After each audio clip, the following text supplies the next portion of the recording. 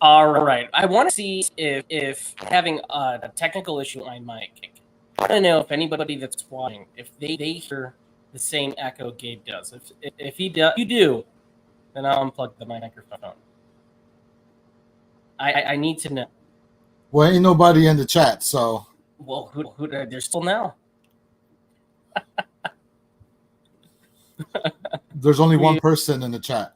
I see 2 people on the chat. Oh, okay. People view. Yeah. What are you viewing it? Do you have a tab open on like YouTube or something? Who, me? Yeah. Yeah. Oh God.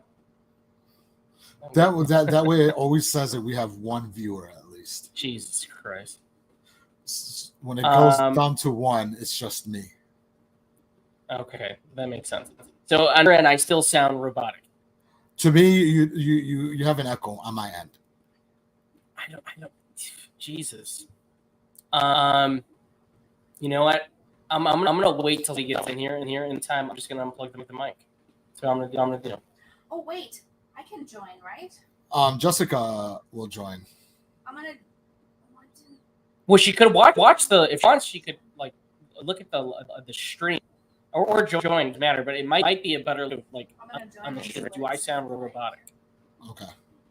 So, anyways, how you been? What's up? What's going on? Nothing much. I was excited to record, but man, it looks like I'm gonna have to get a new mic if this is true. I just don't. Yeah, I don't know what it would be. Fix that. I've tried everything. I've recorded. Oh yeah, it does. Listen. I just don't. Yeah, I don't know what it would be. Oh, it is. Yeah. Okay, so it is the mic. Here we go. I've recorded. Yeah, it does.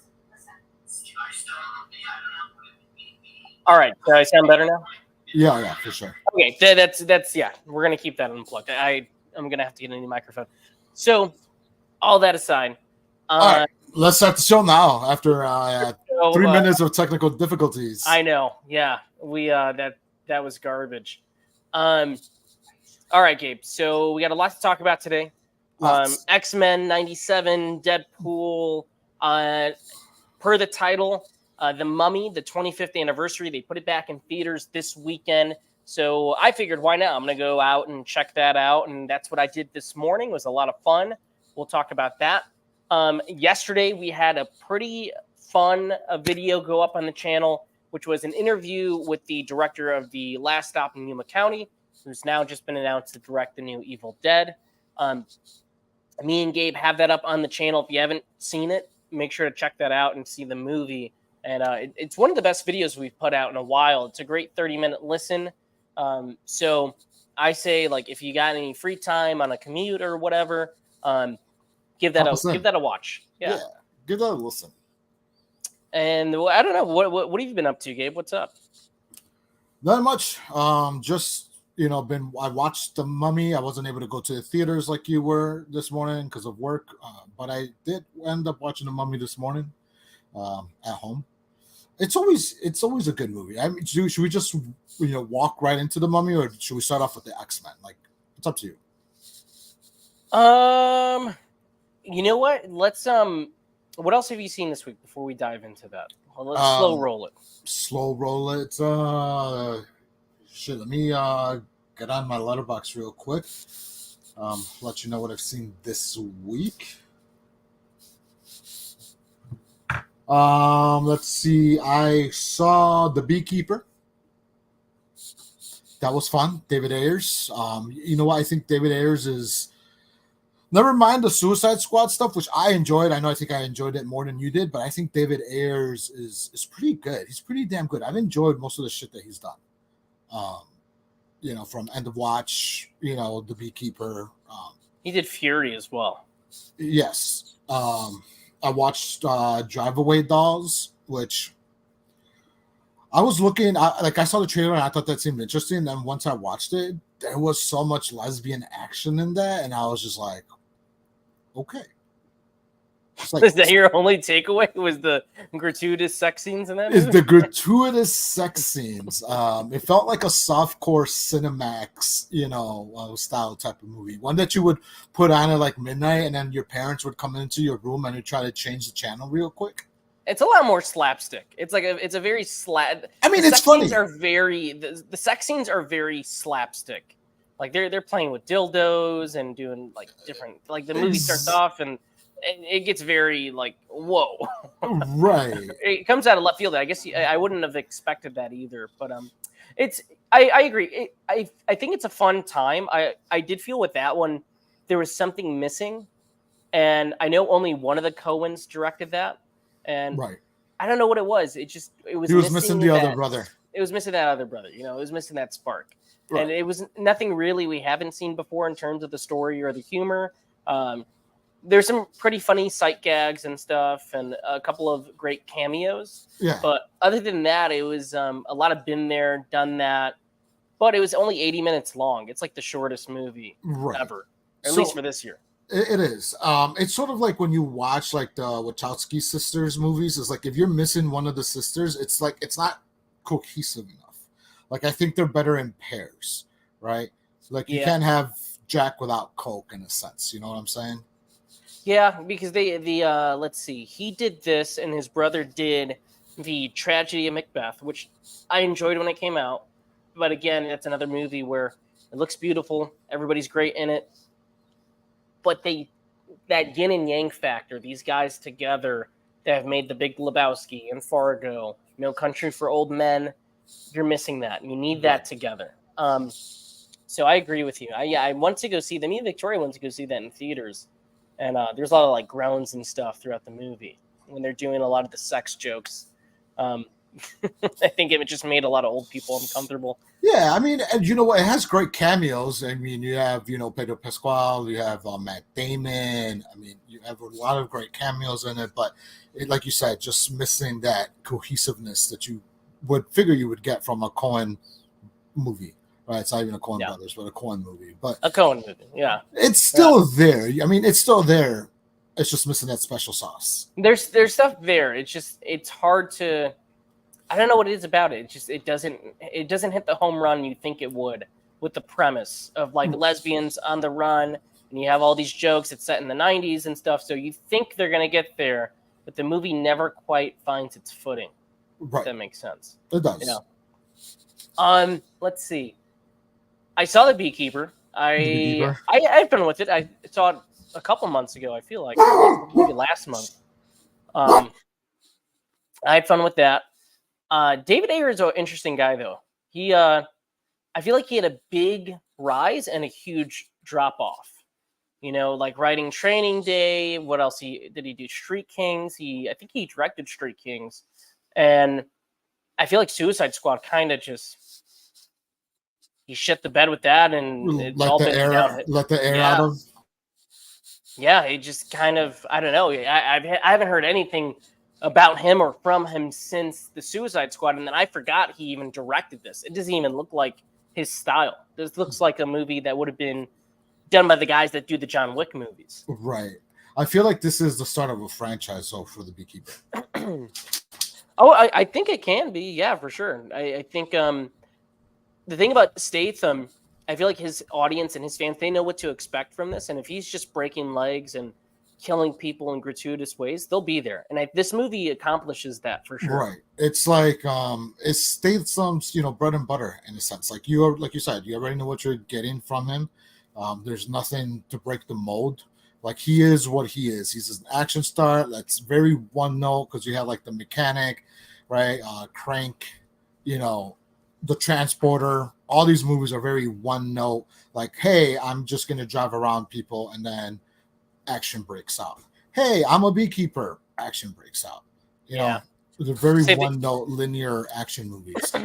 I'm trying to think of it, and he has he's such an interesting guy because most of these action stars go straight into the Redbox movies now, and he does these movies that you feel like should be like these Redbox exclusives, but no, they're still in theaters. He's still getting that theatrical run. So good for him. There's still people out there. I mean, us included, we're still going out and supporting these very straightforward 90-minute action movies where Statham is just killing 100 people.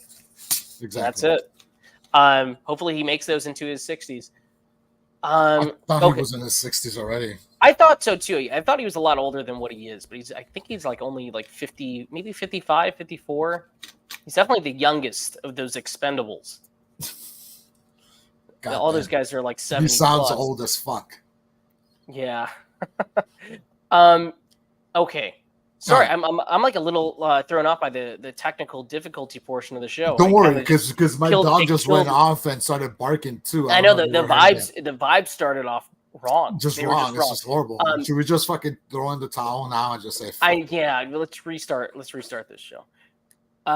Okay. So X-Men 97. I want to start X-Men there. 97. I'd start with X-Men 97. So, are we spoiling or are we not spoiling?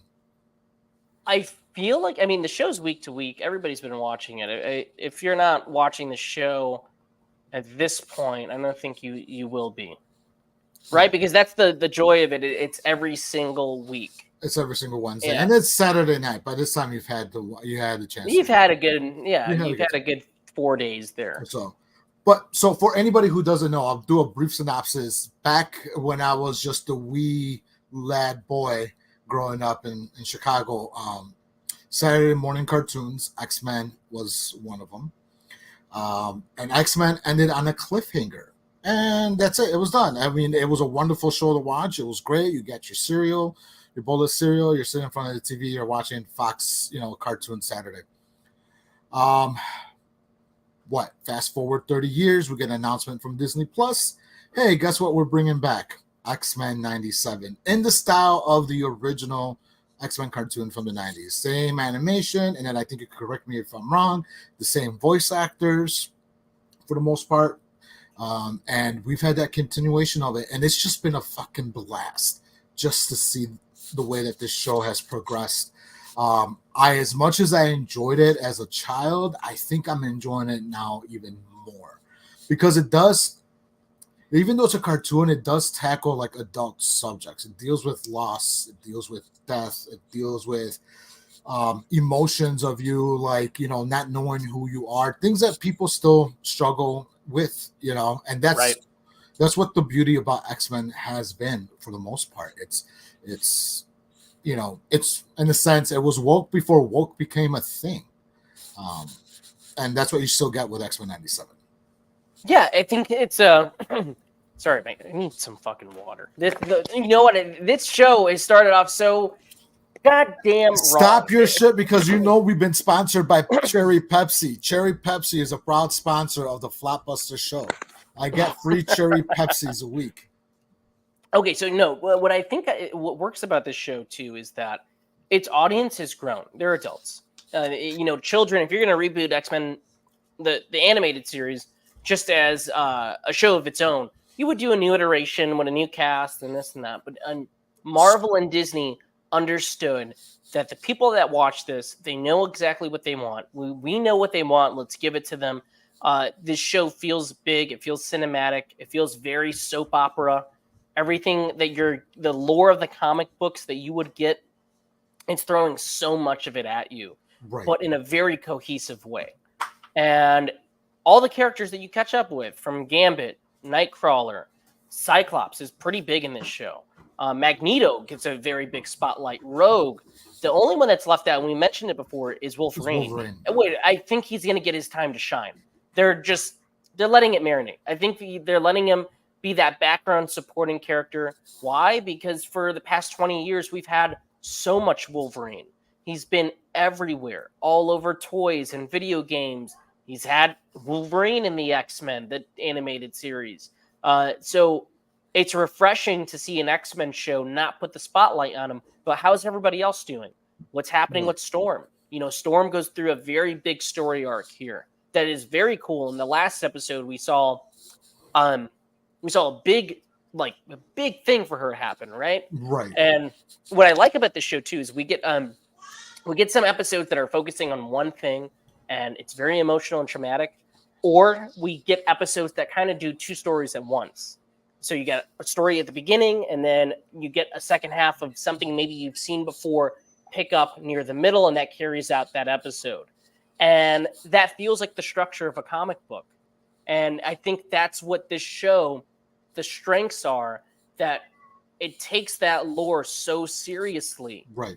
And so many things that you expect from X-Men and you want, it gives it to you. but it's also giving you these incredibly emotional character moments and the villains in this.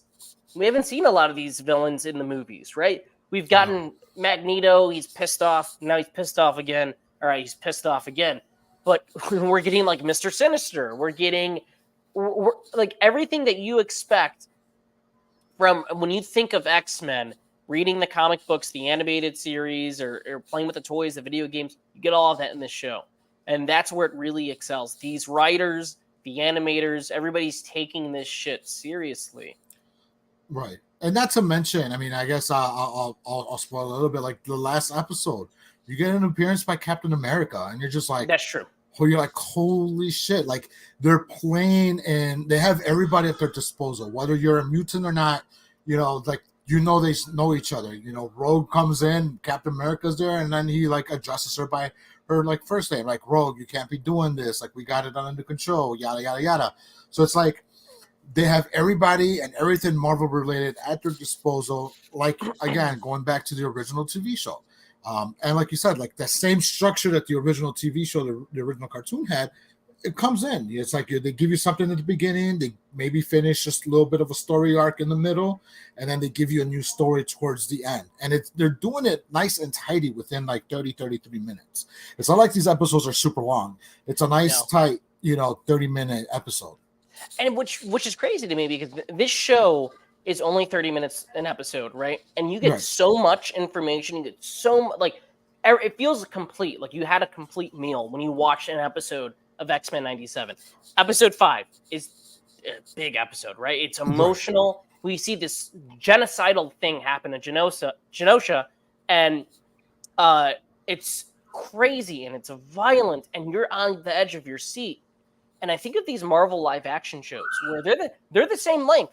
They're 30 minutes, 33 minutes. And tell me why when I watch those, it's like, oh, the episode's over? Like we get a bunch of shit thrown at us, and it's done. It's about maybe 5 to 6 minutes of credits, and 2 minutes of credits at the beginning, and about 20 minutes of story. Where X-Men 97 gives you everything within that 30-minute time frame, and it's animated too. Like I don't know. Like it's been the most exciting thing I've seen from Marvel, I would say, within a few years. No, absolutely. Besides Guardians 3. Guardians 3, that's its own thing, though. That's James Gunn. Like, I feel like that's playing in a different field. But in terms of just Marvel content we've been getting in terms of movies and TV, this has been one of the most exciting projects they've had in a very long time. Exactly. I feel like this is the project that should give us a soft reboot of the Marvel universe. Like even though it's animated, I feel like everything that they've done up to this point, like this should reboot the entire, MCU. I would even love to see if they expand upon this, like if we bring back the 90s Spider-Man cartoon. I think we're getting Spider-Man in the show.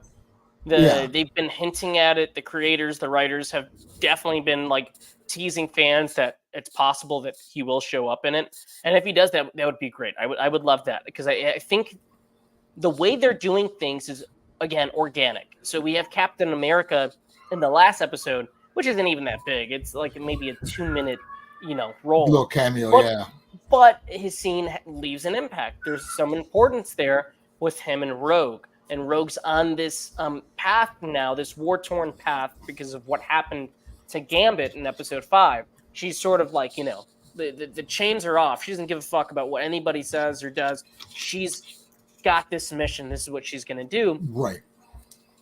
And I love every aspect of that. And the animation in this is just really cool. It's clean. It's cinematic.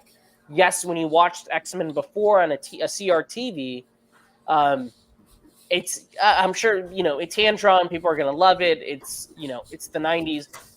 Even though the animation in this is digital, it looks big. It feels like you're watching something grand, and I think that's the biggest compliment I can give this show is that they clearly care so much about the lore and the characters that they're trying their best to make the best X-Men related project that they can. Exactly. I completely agree with you. Yeah, no, it is every week I've been looking forward to it, and can't tell you an episode that has not delivered. Every episode is just incredible. I know our group chat on Wednesdays, like Wednesday mornings. Usually, I'm watching it like early in the morning. I know Leo probably is. Like, if we're all watching it early in the morning, like our group chat like just blows up. With talking about X-Men every Wednesday. Like, oh shit, you see the new episode? Like, it's must see TV, and that's the only gripe I have, which I've shared before, is that I'm not getting all these episodes at once. I fucking hate waiting week to week for a new episode. And I get it. I know you're gonna come at me and be like, it just builds up the anticipation. And I agree in the sense that, yes, I want to know what happens next. But the problem that I have with the binging thing is that you're just gonna forget about it like a week later. I won't forget about it. Tell me right now, do you remember everything that happens in the last season of Stranger Things? Yes, I do. Everything that ever happened in the last season. Everything. I don't believe you. Fucking quiz me. What about The Boys? You remember everything that happens in The Boys? I remember everything that happened with The Boys. I don't believe you. Quiz me. I don't believe you because most should we have a fucking trivia night? Will you fucking quiz me on everything? Most people that are watching these fucking shows, no, because that gives you time to prepare. You just rewatch the fucking episodes. Who the fuck is most gonna be? People I'll fucking sit there and watch fucking 30 episodes of The Boys and Stranger Things. Most people that are binging these shows, they don't even talk or care about them the rest of the year.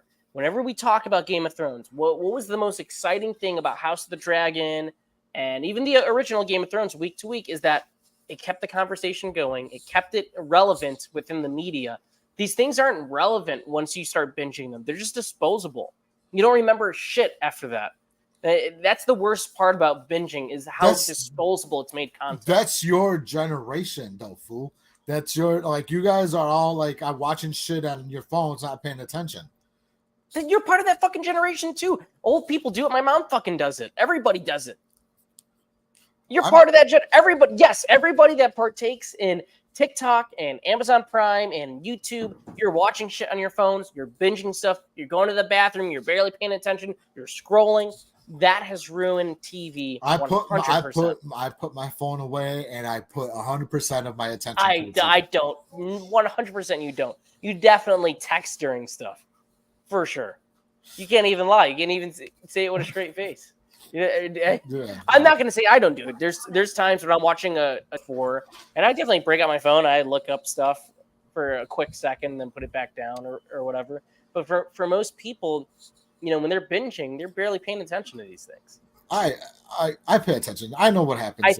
No, see, I think that's the problem. And they know this is the problem with binging and streaming. Because that's why they keep going back to the old model of, week to week works best because of that. Whatever. I understand the love for binging. I think Fallout worked with the binging model. Clearly, it became this huge show. Everybody's loving it. And it's a great show, too. But I don't know. I think the week to week model is still the best. I guess. It keeps us talking about something on Wednesdays, right? It feels like a ritual. When we're talking about X-Men, I'm like, okay, the guys are up there talking about X-Men. I'll probably watch it when I get home from work or the next morning or whatever. But it's cool. I get to see the conversation happening. Does your phone just go off at like 5 in the morning, 4 in the morning when, we're going in like fucking 50 messages in? Yeah, but I don't really get like my phone doesn't go off. I have everything muted. So when I look, it'll show. But do you read every message? Because you gave me shit about the other day. Then fuck you then. No. You gave me shit the fucking other day when I just signed in. I went on the chat and I was like, a fucking 100 messages missed, and I was just like, what'd I miss? Give me the recap. You went on a whole fucking sanctimonious. You went into a whole fucking sanctimonious shit about, he doesn't care about his friends. If he cared about his friends, he would read through a fucking 100 text messages. Because you do the bit where, okay, Gabe's being clowned on. Everybody's clowning on Gabe. So what's Gabe going to say? He comes in the chat and he goes, clearly, internally, I know you're seeing it and going, I'm being clowned on. They're fucking roasting me. Let me just say what I miss. Because we know that it's just going to make them go, oh, fuck you. You're clearly, like, that's what's happening. What were we talking about? What are we talking about? We're about to jump into Deadpool and Wolverine. Deadpool and Wolverine. The trailer dropped last Monday, I think. Monday, yes. Last Monday. I got everybody talking about it. It looks fun. I think it's gotten everybody talking. I've seen arguments on both sides. People that love it. I've seen some people shit talking online. I don't know. I feel like should talk about it. There's a big crowd of people that are not fans of how these Marvel movies are made, and they're very vocal now. I feel like that's the thing.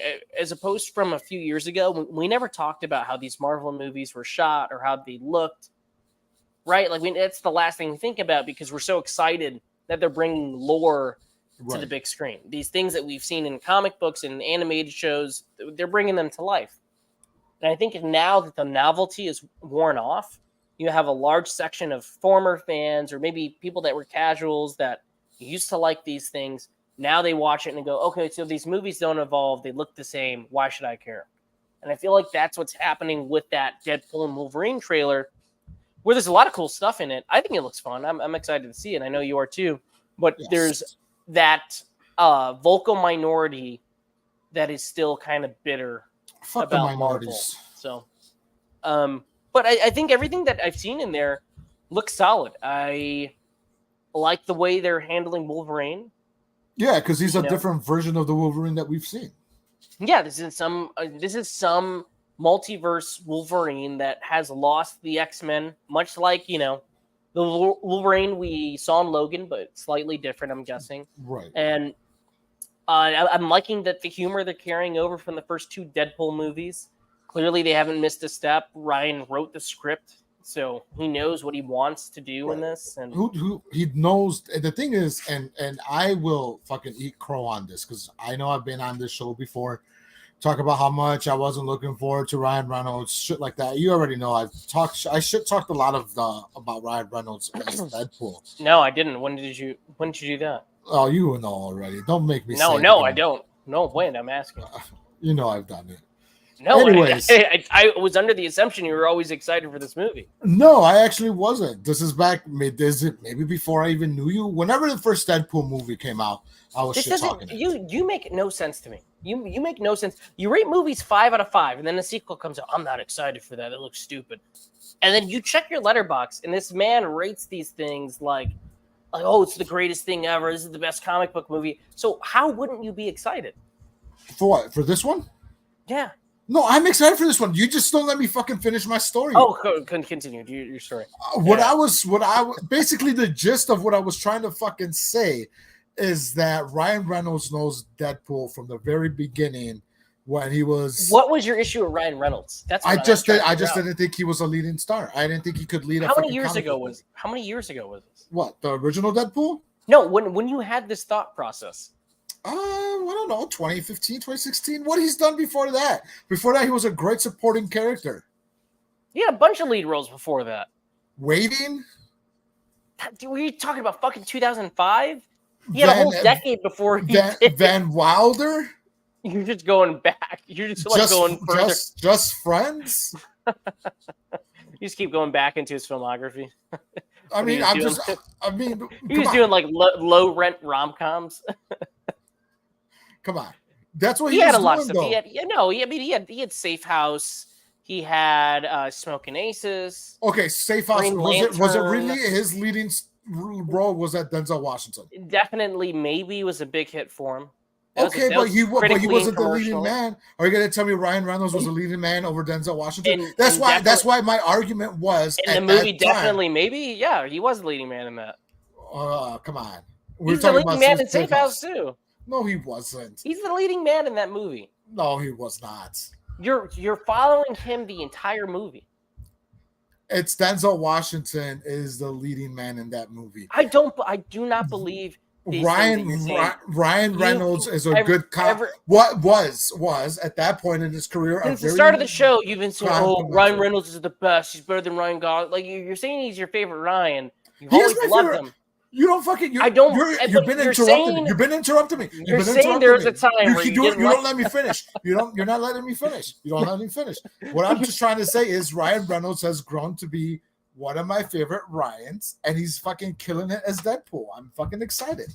That's it. You didn't like Ryan Reynolds from the years 2001 to 2006. I thought, again, you're taking my words out of context. No, I'm trying. I'm saying he was a really good complimentary co-star.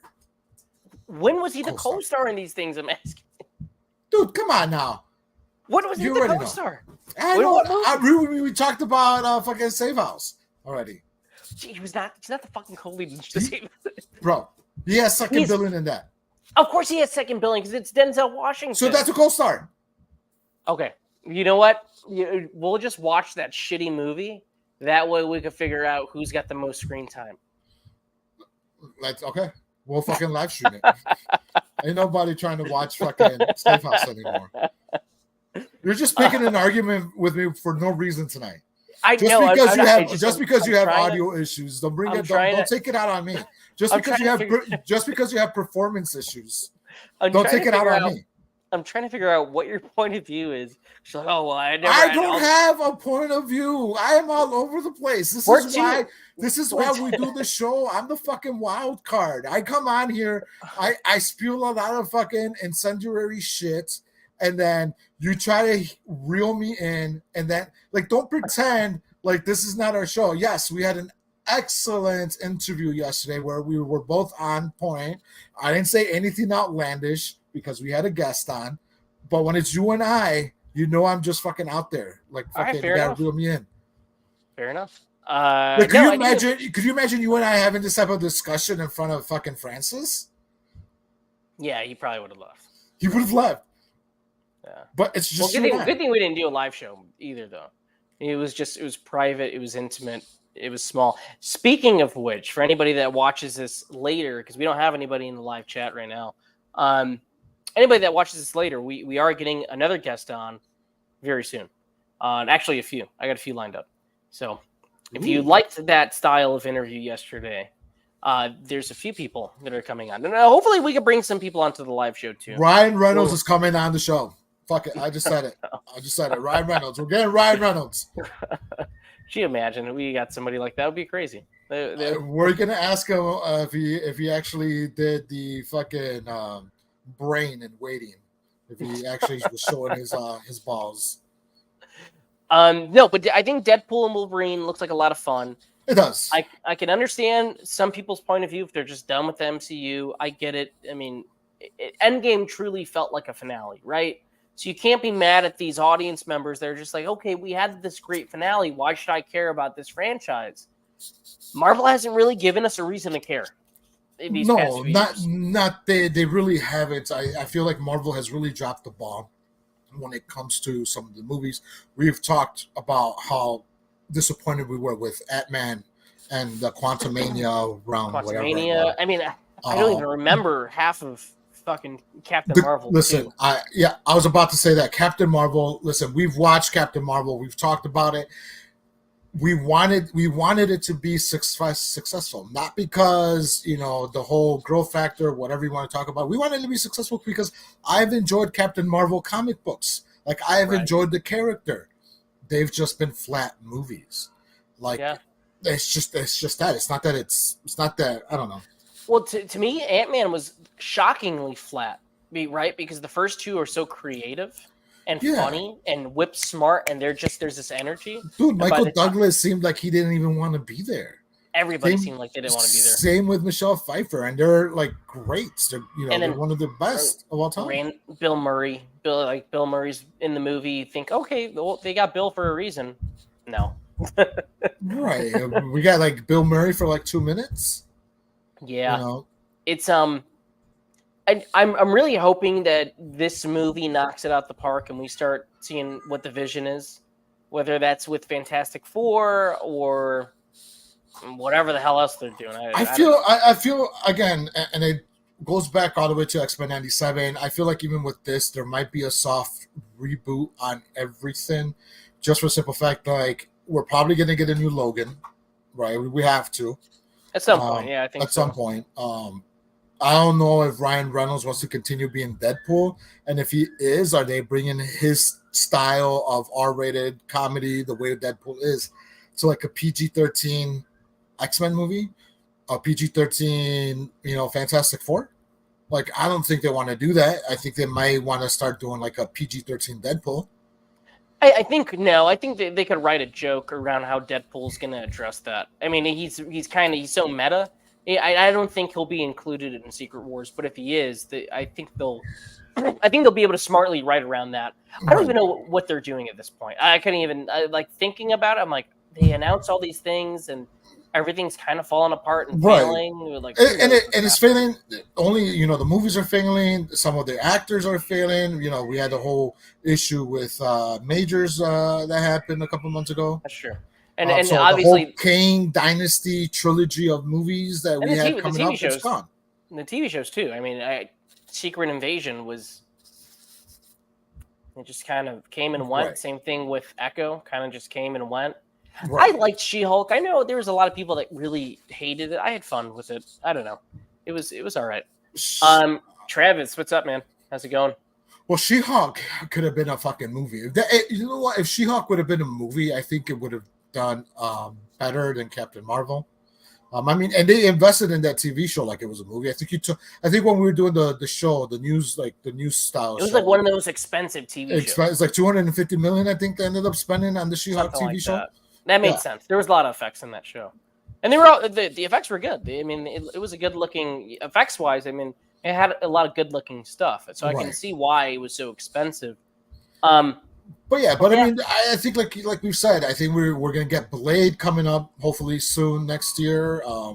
X-Men's coming in a couple years. Blade's not coming. We know it's not happening. A motherfucker could dream. All right. I think at this point, okay.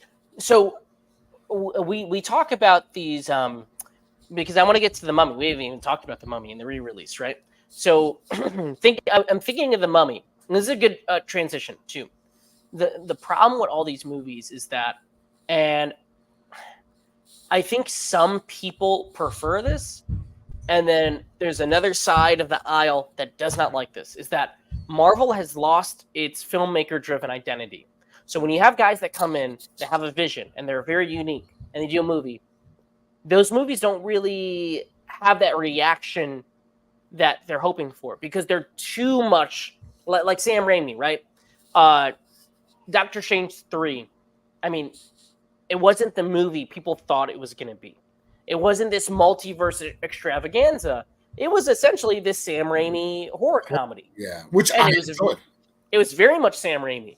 Right. And it was very thin on the multiverse stuff, and it was heavy on his gags and effects. And if you like Sam Raimi, of course you're going to like it. And I think there's another side and another group of people that they just want all these movies to look the same and feel the same. So you have like Endgame and Infinity War, Civil War. I just don't know if there's room for a movie like Blade, where Blade, in my opinion, Blade needs to be rated R. It does. Blade needs to be different. Blade needs to look cool. This movie should not be boggled down by Marvel mythology, and I think that's why it hasn't gotten off the ground. I guarantee you there's got to be a certain group of producers on one hand in that studio going, okay, we want it to be like this and that. And we know they have, because they tried already connecting Blade to the fucking Eternals. We have that voice cameo. Sky Selenite. What's up, dude? What? But we know that they want big things for Blade, but it's gone through like 7 iterations. That movie's not happening. Ryan Coogler is doing a vampire movie at this point that looks pretty fucking awesome, right? It's the vampires versus the Ku Klux Klan. And that movie probably will be out before this Blade movie. In fact, it is. It's coming out in March. So can I just say something, outlandish, like I always say? I think Kevin Feige needs to go, because just to go back to your point a little bit. Hold on, no, That's insane. Can we admit that's a stupid thing? That's a pretty fucking stupid thing you just said. I couldn't even let him finish. Should I add him back in? Should I add him back in the show? Kevin Feige's got to go. That's insane. That's an insane thing. Who says that? I feel like he's just saying it just to go, you know what? I need to have some kind of controversy in this show. That's the whole reason he said it. And I know that for a fact. There's no way he thinks that. I will let him back in. But that is crazy. Oh, good, Gabe. Yeah. Listen, I know it's crazy. Listen, but I just want to say the only reason is based on what you just said, right? It is these movies have now become his vision and not the director's vision. We know this based upon the fact that he said himself, and various people have said it himself, that he has his hands on everything. So he's the one that's picking the producers, the directors, Well, everything. my only counterpoint with that is that he prefers not doing that. He said he preferred when he's got a Sam Raimi or a James Gunn, because he lets them run wild and do their vision, right? And let's admit it, when you have directors like that, those movies look better. They look cooler.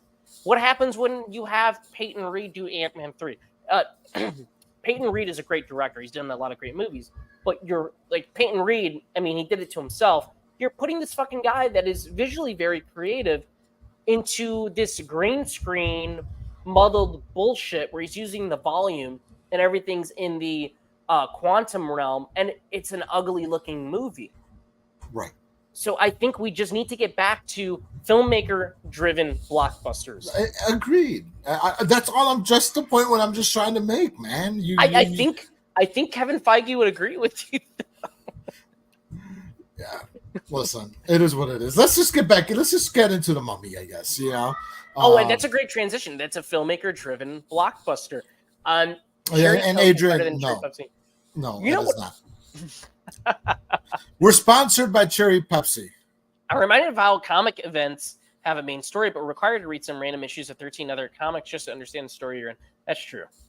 That's true. So I got a question for you about the Mummy. You're going to be able to answer this because you're more in tune with Universal Monsters. Yeah. Is this Brendan Fraser Mummy tied into that Universal Monsters? Is this a Universal Monsters Mummy movie? No, this is 100% a Universal Monsters Mummy movie. This movie started out as a reboot of the Universal Monsters. Back in the 80s, they were trying very hard. They tried to get everybody involved into making this, but they were unsure if they were doing a straight-up horror movie, they were going to do an adventure movie. They wanted something to be big. In the mid-90s, they even got Joe Dante, and this was his passion project, and he did Gremlins and Matinee, and he was involved. He was going to help make the Mummy happen. His was more similar in tone and visuals to the 1930s original. But what happened was they looked at their calendar and said, we really need a summer movie. We need that summer movie for 99. So they went back to the drawing board. They got Stephen Sommers. He had this great pitch, which was essentially, what if we did this Indiana Jones style adventure with the Mummy? Right. And it's this obviously becomes this big summer blockbuster extravaganza. And in my opinion, this movie still holds up and it fucking rules. Oh, it definitely holds up. I think on my Letterboxd, I said it was one of the greatest action adventure horror movies of all time. Like, you know, all three genres like put together. Like it has everything. If you're looking for an adventure movie, like you said, Indiana Jones, you got that. If you're looking for action, you got that in spades. And then the whole Mummy sequence, you know, where he's eating the plane and he comes out, you know, with the deformed face at the beginning. It has a lot of horror elements that you're getting. So it combines all three just perfectly. And not to mention, you have a very, very charismatic Brendan Fraser on this. Oh, he's the best in this movie. And we've talked about it before, but in terms of him being a leading man, he, from the get-go, you understand this guy is operating on another level. And him and Rachel Weisz, they have incredible chemistry. Remember when Blockbusters, it was okay to have romantic leads and these people clearly want to fuck each other, and that was okay as motivation? Like, remember when that was okay? And now all these movies, and this is the one thing I agree with, and Marvel plays a hand in this too, where these, like, what drives these guys? They don't want to have sex. They don't want to have sex anymore. And what's the driving point of the Mummy? Brendan Fraser wants to fuck Rachel Weisz. What's the driving point of the villain in the Mummy? He wants to resurrect his mistress so he can fuck her. And you have these two guys that are willing to do anything for the woman that they love because they both really want to fuck really badly. And then you have all these great effects. This third act that goes straight up like Army of Darkness, Evil Dead style. Insane, yes. It's insane. And on the big screen, it never looked better. I didn't get a chance to see the original Mummy in theaters. I would only been about 3 or 4. I saw the Mummy Returns in theaters with my parents because at that point the merchandise was crazy. They had the animated series on the Kids WB. Was it Kids WB or was it PBS Kids? It was Kids WB, which was also Fox Kids. I think they turned it into like 4 Kids. It went through like so many names, and they would change the channels a lot too. But that would come on. So the Mummy Returns was a pretty big movie. I remember as a kid seeing it in a packed theater. I haven't seen that movie in a while. I never revisit the sequels when I think of this. To me, it's just like I rewatched the first one. That's about it. I think if you're gonna rewatch the sequels, you got to rewatch the first and the second one. You think the second one hold up? I haven't seen that in years. Yes, because you made me watch all the Brendan Fraser movies for our now extinct show called The Headliner that we had on Spotify. So the sequels hold up. The second one does. The third one, no go. You don't need to watch the fucking Scorpion King. Like that's just no. The four. What do you mean, Scorpion King or Tomb of the Dragon Emperor? No, hot. Both. I think both of them are pretty bad. Yeah, even though Brendan Fraser's in the third one, it's like the fucking Rock CGI was just fucking terrible. But anyways, to go back to the Mummy, you're absolutely right. It's all about the sexual innuendo, the sexual tension, because that's basically the entire movie. As soon as Brendan Fraser lays eyes on Rachel Weisz's character, it's like there's some sexual tension between both of them because he's fucking hairy. He's about to be hung. And then, next thing you know, he's, by the boat, he's shaved and he cut his hair. And she's like, oh, hey, how you doing? He's a hunk. He's a dreamboat. Exactly. Yeah. So yeah, I mean, like you said, Marvel really led the way. Because even in like the first couple of Avengers movies, like you thought fucking Hulk was gonna smash Black Widow. Like you think fucking Hulk was going in there fucking smash. They set up a love triangle there, and then it just went away. It just really, went away. You don't even know really they fucking smashed or not. That's something. But this movie has everything you'd want in a summer blockbuster. It's got big epic romance. It's got adventure, great comedy, effects, characters that are memorable and you care about, and an ending that you just go, man, like that was a lot of fun. I want to watch that all over again. And then you had like the sleazy Benny. Benny was so fucking sleazy in that. Benny is sleazy. Yeah. Victoria said he kind of sounded like Charlie Day, which I couldn't help. Like when I was watching, I'm like, he really does sound like Charlie Day. Charlie Day reminds me of Sky Selenite. Really? Mummy Returns pioneered casting in an actor only to replace them entirely with CGI with The Rock, which The Flash would do later. Only 2 movies I can think of.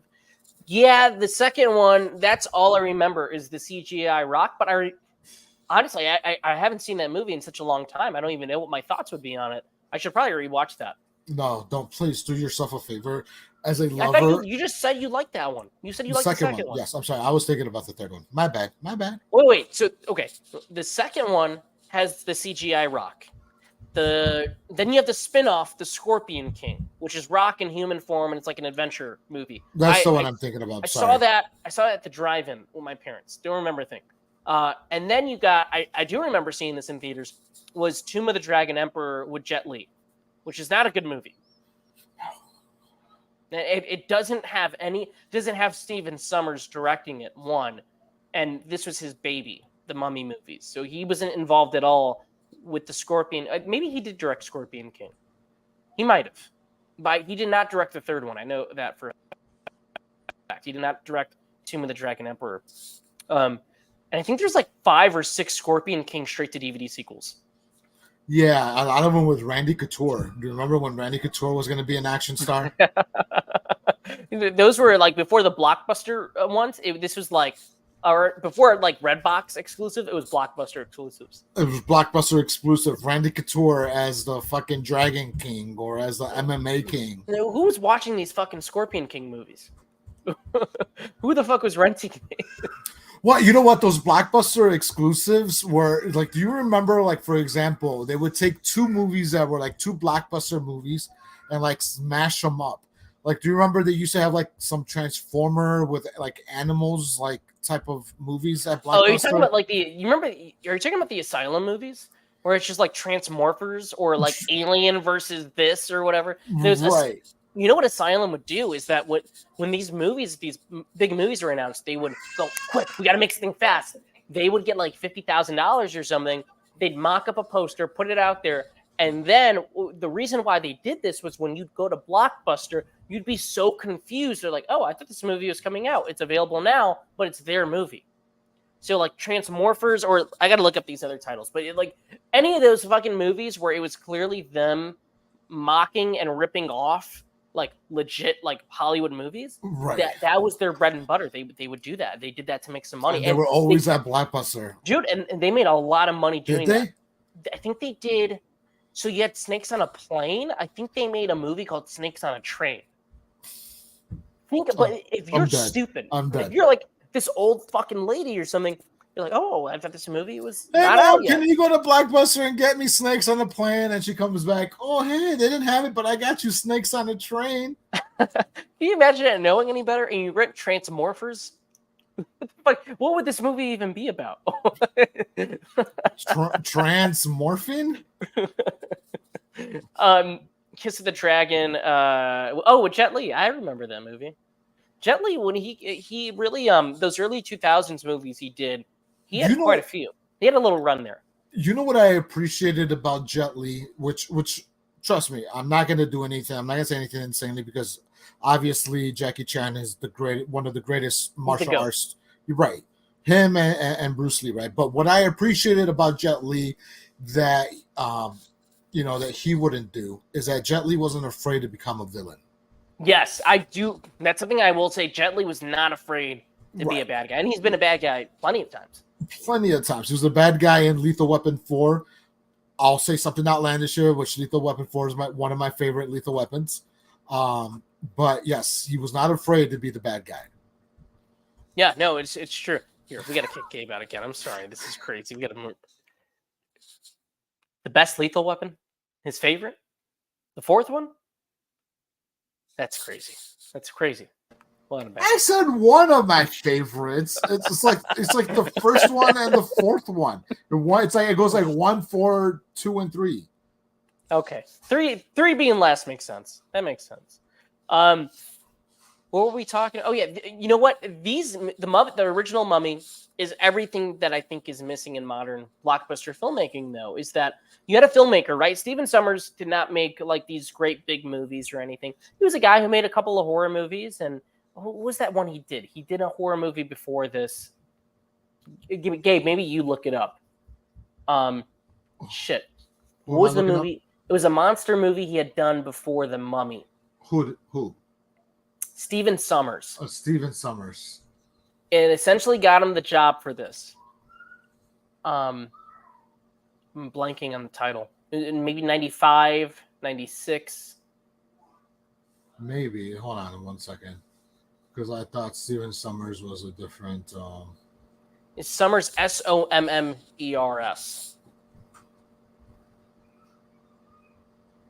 Yeah, I got you.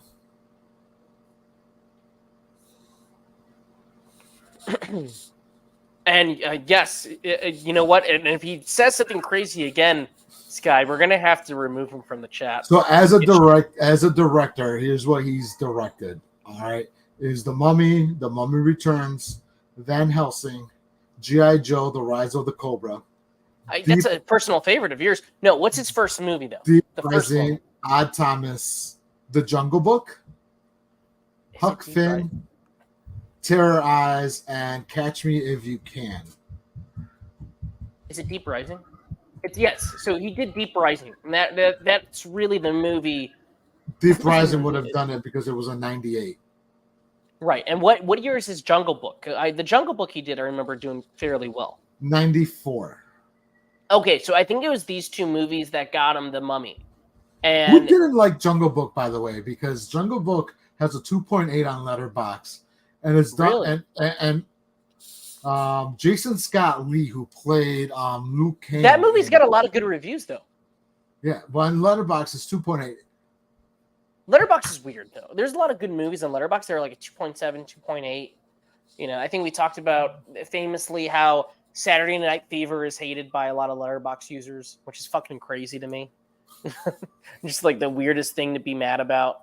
A movie where you're telling me the bad guys in this movie are bad guys in the movie? So I will say one thing about Letterboxd, right? Obviously, younger people use Letterboxd a lot, and when you have a lot of younger people that reviewed the movies, you look at these movies through a microscope of current times, where IMDb is used a lot mainly by older people, and so their ratings are a little bit higher on IMDb, and they look at movies through the spectrum of when they saw that movie. So yes. Right. They will rate, Saturday Night Fever a lot higher and say how much they enjoy John Travolta, the dancing, yada yada yada, because it's like a memory for them. It's nostalgic for them, as opposed to somebody who's like fucking 20, 21 years old watching Saturday Night Fever for the first time, being like, oh my god, this is so misogynistic. This is whatever it is, yada yada yada, and then they just rate it 2 stars. Which is crazy. It's like, yes, that's the point. The movie knows it's a misogyny. Like these characters they're bad people. He has this reflection at the end of, holy shit, I've been hanging around awful people. Exactly. I mean, it's like, so you can't, for the most part, you can't really, I don't know, I don't want to start anything, that I'm not very well versed in. But like, you can't really look at lenses on older movies on current times. I think one of the major things too is that I think younger film watchers, they lack media literacy, big time. They don't pay attention. There's the nuances lost that goes right over them. They don't care about it. So there's certain movies where it's just like clearly like Taxi Driver or something, where you have characters that are kind of morally very gray and they're not good people, and maybe they look at that and they run with the wrong idea of it. We see that even with Joker, right? Like there's people that like clearly that movie's a Taxi Driver knockoff, but there's people that get the wrong idea from that. Right. Too. I mean, you look at a movie also like Scarface, where Tony Montana is just chasing Michelle Pfeiffer's character. A lot of people think about, oh, that's harassment. That's, stalkerish. That's whatever it is. Right. In a movie where he's like killing people with a fucking chainsaw. Yeah, your point is, oh my god, he is harassing Michelle Pfeiffer's character. Oh, this horrible person's kind of a creep, isn't he? Yeah, right. Yeah. The Scorpion Kingdom, Temple of the Mummy's Tomb, is that like one of the real sequels? I've never. Who knows?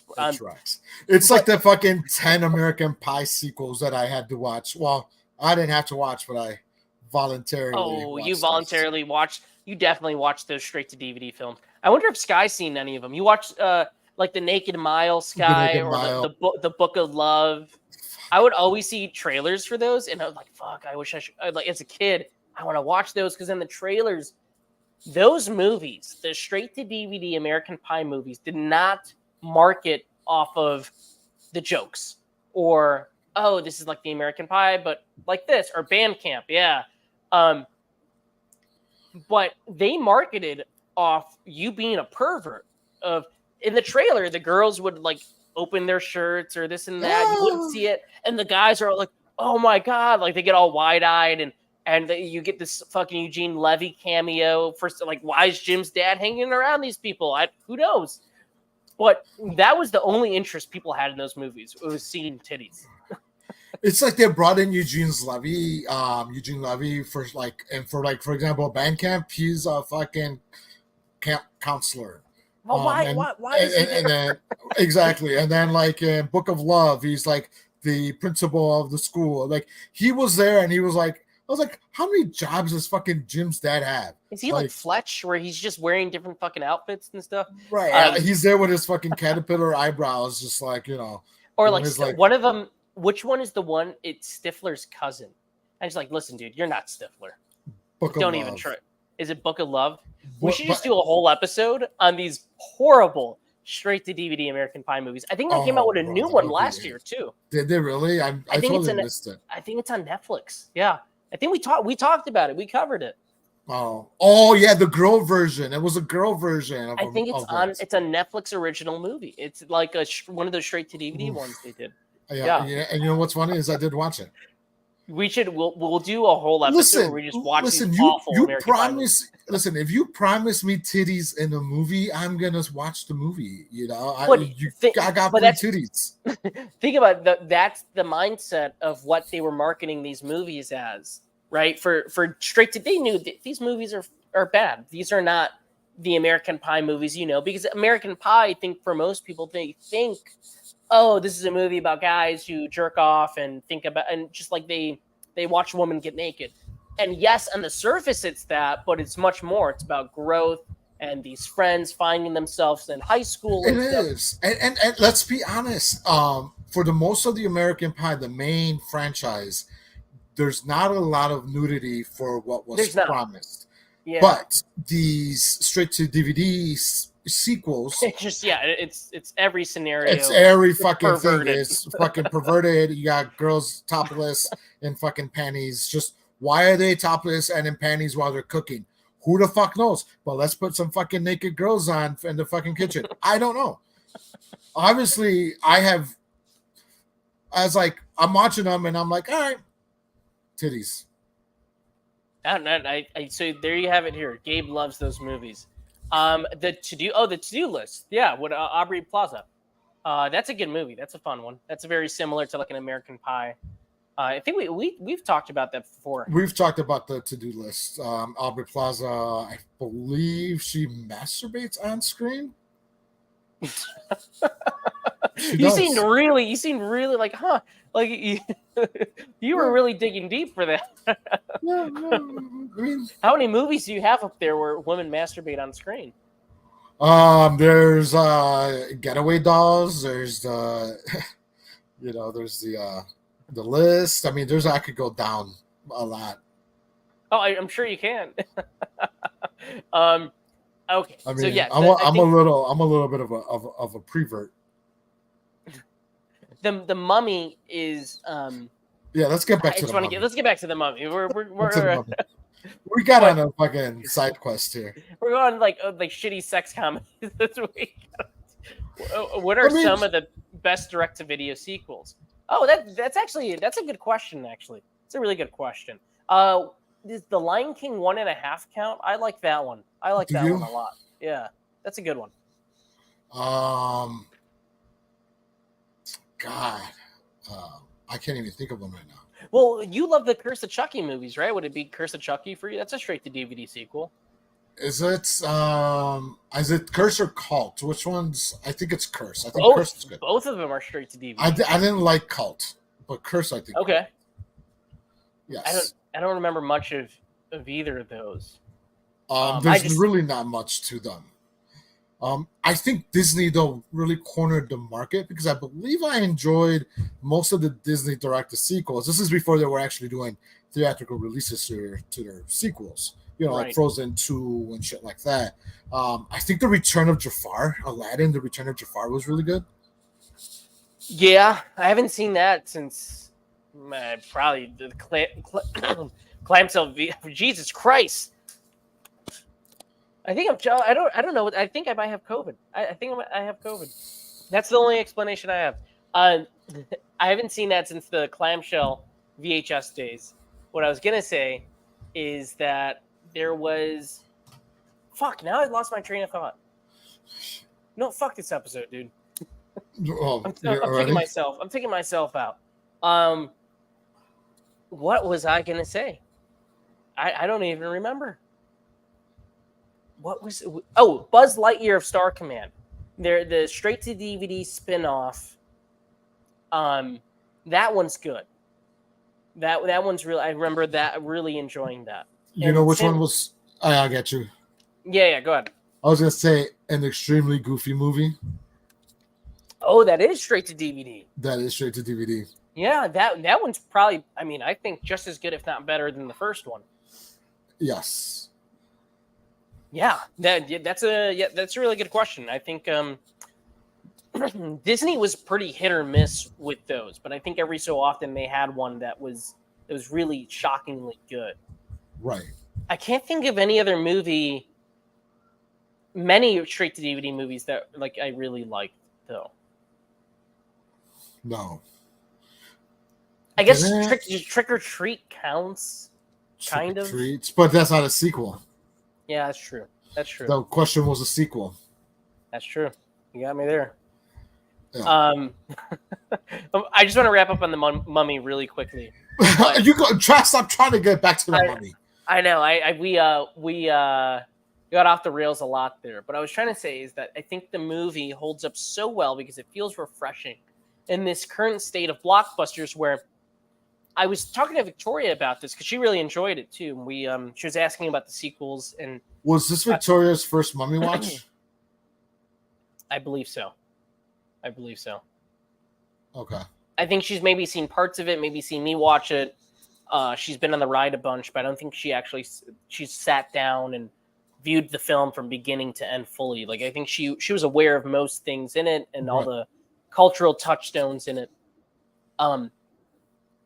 But looking at like the movie calendar, and we've talked about it and past years and things that are coming up, we don't have anything like this, or at least anything in the foreseeable future that's close to this. And I just think it's refreshing watching it now. It's not even just nostalgia. It's a movie that works. If we got a movie like this coming out next weekend, I'd be there 3 times in a row. Yeah, I think as we're entering the summer blockbuster season, we've talked about this even when we came back a couple of weeks ago. That even like something like Godzilla vs. Kong that we did great at the box office, mind you, but there was just that it wasn't that level of excitement that you would think that you would get from a movie like that. Back in '99, 99 might have been arguably maybe one of the best years for movies because you also had The Matrix that came out that year. That's true. But going back to that, like you had a movie in the summer that you knew was the one movie that was going to be a blockbuster back in the day. Like, and that blockbuster movie was going to rule for that entire month until the next blockbuster movie came out. Now it's everybody's fighting to $1 billion. I mean, that's the golden barometer, right? If your movie makes $1 billion, it's like you're fucking set, right? And it used to be the goal was as a blockbuster, reach 100 million, and then if you did really fucking good, you get like 250 million, right? And then that was considered an amazing blockbuster, right? Disney came and the superheroes came and they changed that trajectory with $1 billion. That's because they killed it, dude. Before COVID happened, right? Well, COVID was already happening, I guess. But in 2019, there were so many movies that had $1 billion. All these movies were hitting $1 billion, and it was just like Joker, Endgame, Captain Marvel hit $1 billion. Hit $1 billion. Black Panther, Lion King hit $1 billion. So between 2017 and 2019. But especially 2019, all these movies were making so much money. And then COVID happens. Everybody's at home. They're watching content on their phones. They're watching TikTok. They're binging everything. And then the studios go, guess what? We'll give you this movie either day of release or 2 weeks after. And we're still in recovery 4 years later from that. Where what's a movie that's come out recently? Dune 5-10 years ago, Dune would not be on digital right now. It already is. I could go on Apple TV and press play if I want to for $25 or $29, whatever it is, which is fucking stupid. Because it is 5 or 10 years ago, you would still have to go to the theater to see that. And I'm on the mindset of this, right? Is I pay for so many streaming services that I am not going to buy Dune, and we'll use Dune as an example for $29 for streaming. Because of 2 reasons. A, I'm not going to pay $29 to watch it by myself, right? There's no point. B is because it is digital. They could take that away at any given time. They have the right, even though I own it, it is digital. They could say, hey, we're not going to carry this library anymore. And a fucking $30 movie that I just paid for is completely wiped away from my digital library. That's true. So there's no reason for me to buy Dune at this point in time. Now, I unfortunately didn't have a chance to make it to the theaters to see it. I probably still can if I really wanted to see it. I know it's probably still be playing somewhere. But really quick, don't you see that's the issue with this, right? Is that we talked about Godzilla versus Kong and all these audiences are now trained to go, if I missed it, it'll be on Apple TV in 2 weeks. I'll bite the bullet or I'll pirate it. This thing has done more harm than good. It was a necessary tool during the COVID era. Movies were getting out there, they had to stay afloat. It helped everybody, right? We got to stop that. Why did Barbie make $1 billion? One, because Barbie looked great and was great, but Barbie had lasting value. Like that last summer, dude, we were still talking about that movie in August, in September. Barbie was everywhere from the moment those trailers dropped to July when it released, all the way after. Same thing with Oppenheimer. Yes, those movies kind of helped each other. The whole Barbenheimer thing, but those movies had lasting value. And both studios said, we're not just going to dump this on streaming. We're going to wait a little bit. We're going to let it marinate, and then we'll do the release. Right. We saw that with Godzilla versus Kong. Like I think it'll be the same thing where, it's got this big opening weekend, and you kind of forget about it, and then it's like, oh yeah, it's $30 on Apple. Right, but so it just goes back to like The Mummy, where it had the entire month of, I believe it came out in July in '99. I want to say, maybe I'm wrong, but it came out and it had the entire month for it to come out, word of mouth, have it marinate with people, and then all of a sudden, like, it made its money, it made its mark, and then you had the next blockbuster come out the following month. Because I believe The Matrix came out, I want to say either at the beginning of spring or at the fall, because I was in high school when it came out, and I remember getting out of school and heading straight to Ford City Mall, to that little cinema that was there, and watching it with some high school friends. So we're kind of seeing this with these horror movies too, right? And I saw this interesting article about a week ago where they were talking about, well, why did Abigail underperform when the Scream movies made so much money and Ready or Not was this sleeper hit? Ready or Not made some money and then just stuck around at the box office and chipped away to like $60 million. And they were saying that it's oversaturation again. You have so many horror movies coming out within weeks of each other. We're not even at Halloween. And audience members are just they're not picking these things. And it's like, let's run it down. What did we have recently? We had Immaculate, First Omen, Abigail, Sting, Night Swim. I'm trying to think. There's some Imagine whatever, that teddy bear movie. That movie made money, which is crazy. It'll probably make more money than Abigail and First Omen combined. Did it? And then also, didn't Abigail come out with Monkey Man, or did that come out with another one? Monkey Man came out the same day as the First Omen. Oh. Yeah. Also, I know we're talking about that, and I know we have like Long Legs coming out. We have like every month, it seems like every 2 weeks there's a new horror movie coming out. There's a new horror movie coming out. But it also seems to me like do you get the sense that all these horror movie posters look the same? It's a red poster with somebody standing in like a doorway or something like that. And then there's a black shadow on the floor. It's like they all have the same fucking movie poster. It's like whoever they're going to design their movie posters, they need to like hire somebody else. We got to go back to the hand-drawn posters. That's what we need. Yeah, because it's all the same. It's all the same. Every single movie poster for almost every horror movie that's come out this year has been about the same. Monkey Man was the same as Immaculate, which was the same as The Omen, which was movie posters they don't even care about anymore. That's done. That's gone. Look at the Deadpool posters, right? I could think of like 20 different awesome Deadpool posters. Wolverine.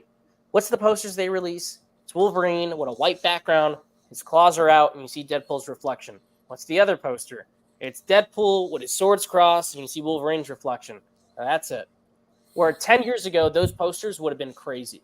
Like we would have seen those posters first, and then maybe a month later, the teaser.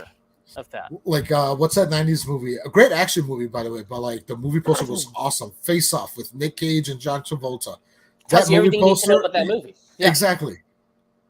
Once Upon a Time in Hollywood did have great posters. The Fall Guy has really good posters too. I keep seeing like really cool hand-drawn posters of that movie at the theater. I think that movie is going to be in my wheelhouse. I want romance. I want action. I want big stunts.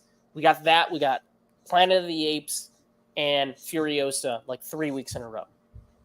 So I think these things that we're kind of complaining about with these blockbusters, hopefully that kind of turns the corner there in May.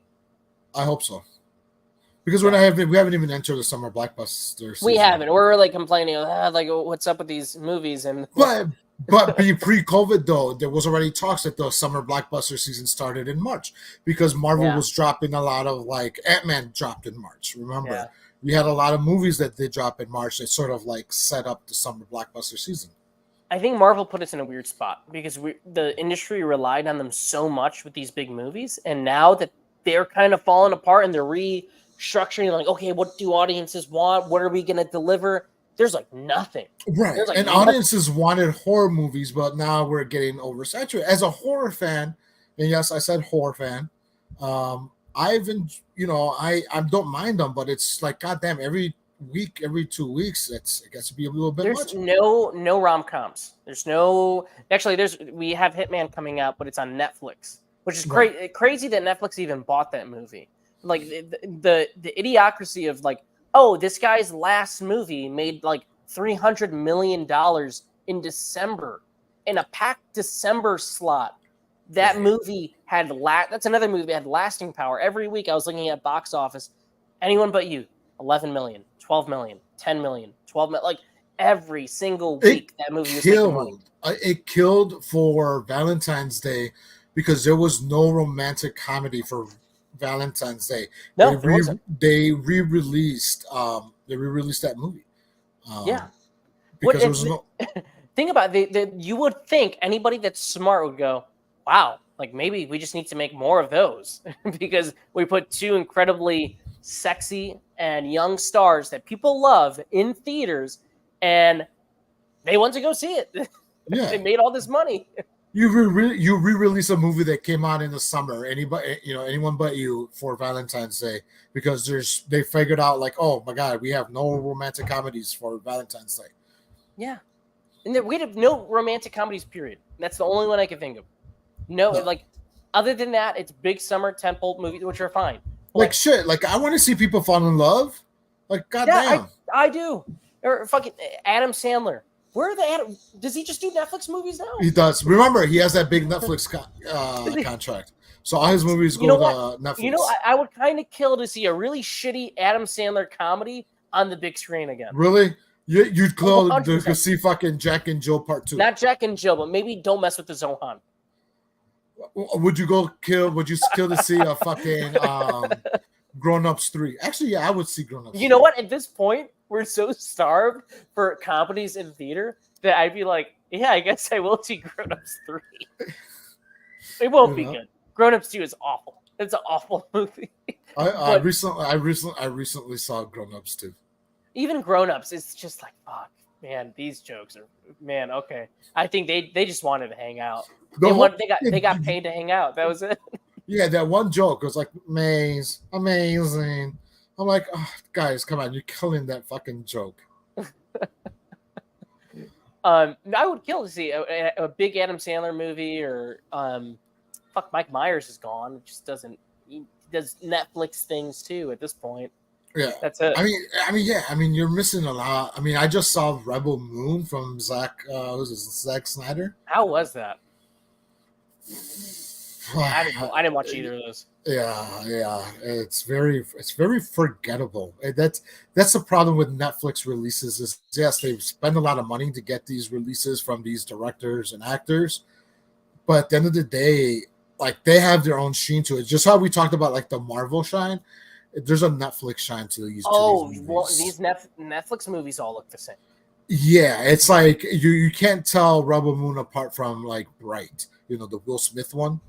It's like over glossy, oversaturated, even when the colors should be muted, it's like over highly colorized. Can I say though, has Netflix ever made a good movie? Because every movie that is good, like they bought from somebody else. Like The Irishman, they bought from Paramount, or Hitman, they bought this past year for like $30 million because it did so good at festivals, right?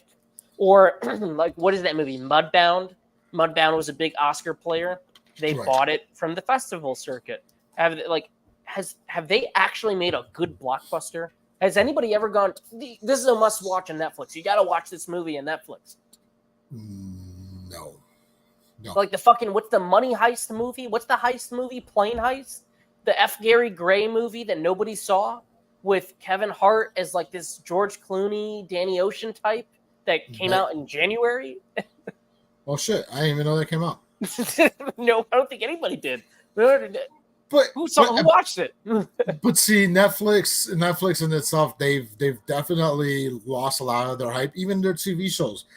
Like, what do they have now at this point to offer you for TVs? If it's not like a fucking, I don't know, CSI type. It's always the foreign shows. Like that. Have you been watching that Baby Reindeer? No, I have not. Dude, I've been hearing this show's incredible. I think we might watch that tonight. I keep hearing stuff about it. There's a great we watched a great foreign TV show called Ragnarok, which is based on, Thor mythology. Oh yeah, my dad watches. He watched that. Yeah, that's a really good show. But again, it's not. I mean, it's Netflix produced or released in the United States, but I mean, it's been a good show. But like, other than Stranger Things, when's the last time that you also saw like, oh, this is a must-see Netflix show? And Stranger Things at this point, I'm just waiting for the season just because I want it to be over with. Like, motherfuckers are gonna hit 40 years old and still playing fucking teenagers. They hit the jackpot with that. They've been milking that Stranger Things cow for like almost a decade now. 8 years. 8 years, yeah. Man, we kind of got off the rails. Orange is the New Black was good when that came out, but other than that was their OG. That was their show. There hasn't been another fucking Netflix show that you're like, oh my god, I gotta watch this shit. The only way I can see Netflix surviving is if they finally cave and go, we will put our movies in theaters. I mean, because then other filmmakers will want to work with them. Greta Gerwig is doing the Narnia movies at Netflix, not coming to theaters. Kind of crazy that she chose that as like. I understand the mythology with those books. I could see why she wanted to make it, but she's like, "Fuck, Netflix is doing it." Like, what's the point? At this point, you're better off as a director or an actor going with Amazon, which releases for the most part their films on And they go to theaters, yeah. Paramount or fucking any other streaming service at this point other than Netflix, who just releases it to the streaming site. Yeah. Usually when the other guys they're putting movies out, like a Peacock or something, like if it's coming straight to Peacock, it's probably shitty. But they'll for the most part, Universal put their movies in theaters. Then maybe a month later, you'll see it on the Peacock app first. I think what is it? HBO Max does they still do a 90-day window. Yeah, but you remember HBO before things got bad over there, some of their original Max movies were gonna be good, and then David Zaslav kind of pulled the plug on all that. Right. We could have had the Wile E. Coyote movie, multiple Looney Tunes movies, actually. Batgirl, Scooby Doo. Like they were gonna do like a lot of mid-budget movies on the app that you can watch, and then movies in theaters. I think there was a Seth Rogen movie on there. That was a Max original. The American Pickle. Did you watch that? Pickle. I did watch American Pickle. There was nothing to watch. I mean, that was like there's nothing to watch during that season. Blue Beetle was going to start off as an HBO. That was also that was a Max original. They and put then in theaters. Promoted that to a theatrical run. Yeah, but I don't know. That's the state of where we are now. I think we should probably wrap things up here. Wrap it up. We're at the 84-minute mark. Wrap it up.